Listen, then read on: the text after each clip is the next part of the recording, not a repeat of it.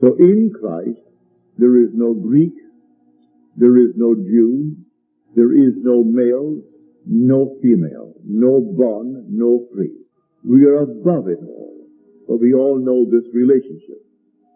And it will not shock a woman to know that she is God the Father when the time comes for it to be revealed in her, revealed in a man, revealed in anyone in this world.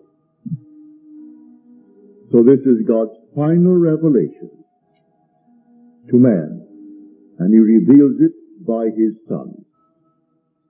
Now let me share it with you. In this same book, what is the source I do not know.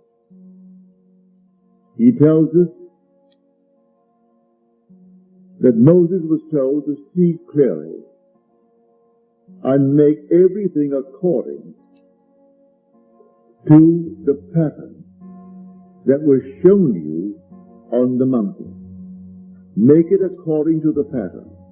So we're living in a world that is only a copy. This is a copy. The reality is not here at all. This is all a copy.